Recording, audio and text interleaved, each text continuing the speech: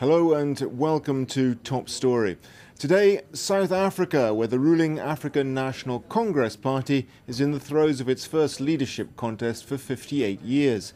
ANC party leader and president of South Africa, Thabo Mbeki, faces a fierce challenge from Jacob Zuma, a one-time ally who fell out with Mbeki in 2005 when Zuma was sacked as deputy president over corruption allegations. The case against him was subsequently dropped, as were separate allegations of rape. But new charges hang over him that he accepted bribes from a French arms company. Against that, many within the ANC accuse Mbeki of abusing power and being too aloof from both the party and ordinary people. Zuma, on the other hand, is an unabashed populist with a long and distinguished pedigree in the struggle against apartheid. If he ousts Mbeki as party leader and survives the corruption charges looming against him, Zuma would be hot favourite to become president when Mbeki steps down in 2009. Well, to discuss the significance of the ANC power struggle, we're joined on the line from South Africa by Sydney Masamvu, an analyst with the International Crisis Group. Thanks very much for being with us on Top Story. This vote should have taken place a couple of days ago, shouldn't it? What's been holding it up? I think the most critical and deciding factor, what has been holding proceedings, is the issue of the accreditation of verification of the voters who are eligible to vote for the top leadership of the party. That has been cleared, and by today, by end of day today, meanwhile maybe in the late hours of the evening, I think South Africa will be able to know who's their leader between Jacob Zuma and the incumbent president Thabo Mbeki.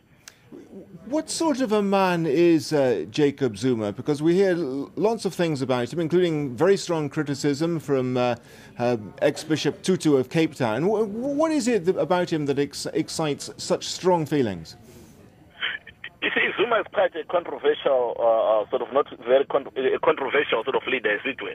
When you look at him from the issues which have tended his sort of quest for leadership, the currently arms deal saga, in which he's being investigated, the issue of where he was charged of rape and he was acquitted, but it didn't go down well with the women and the HIV/AIDS campaign. But when you look at their leadership style between Mbeki and Zuma, Zuma connects with the ordinary man. Zuma is compared to the president, who seems disconnected and also more of a chessboard player, like more on the table.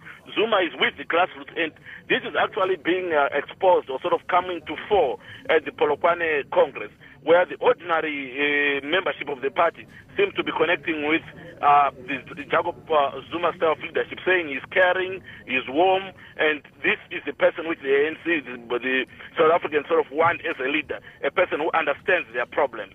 So that's what cultivates Zuma's support among the rank and file of the ANC leadership, quite contrary to the Mbeki-style leadership, which is actually more of an elite-driven leadership style, which has really made him sort of disconnect with the rest of the rank and file of the ANC membership.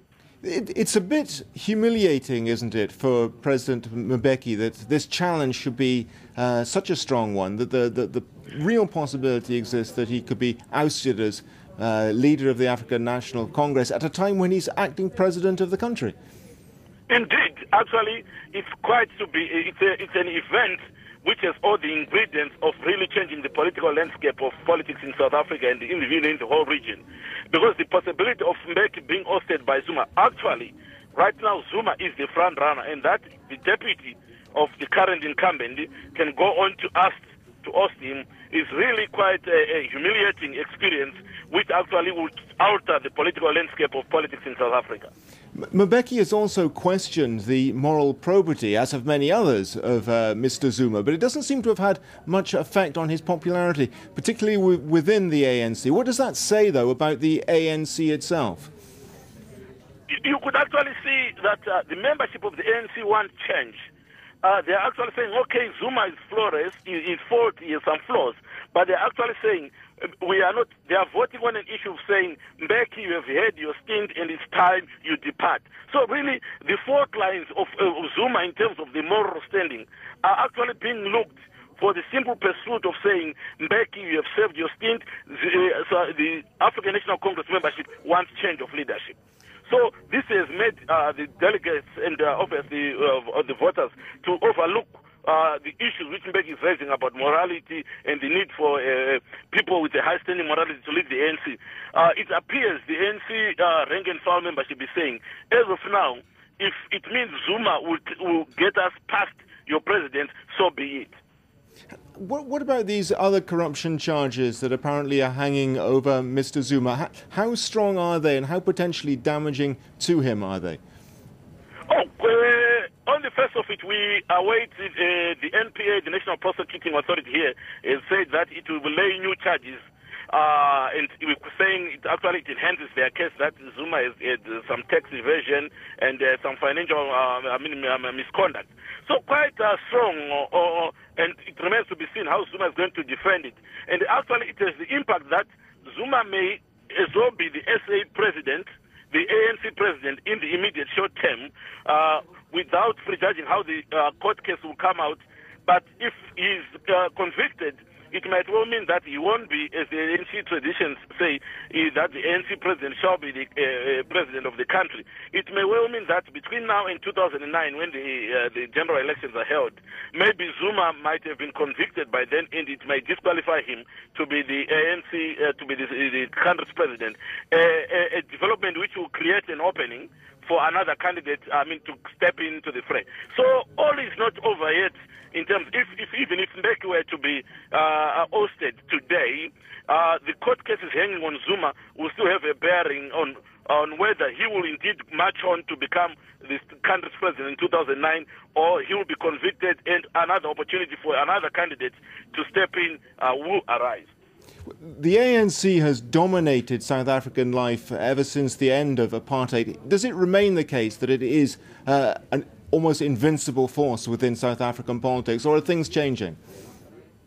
No, it's quite clear in the next 13 years, in the past 13 years, and even now, the ANC is the invincible force. No wonder why the battle is intense in the party structures, for the simple reason that whoever controls the party automatically is assured of controlling the country, given the current strength of the ANC within the imagination and of the nation. So really we are actually seeing how significant the control of the ANC is to assuming the state's president. So the power dynamics are really now, they evolve them. So in the absence of an effective opposition, the power dynamics within the ANC are now quite relevant in shaping up. Okay, I'm afraid I'm going to have to stop you there. That's all we have time for today. Thanks to our guest in South Africa, Sydney Masambu. Join us again tomorrow for another edition of Top Story. Goodbye.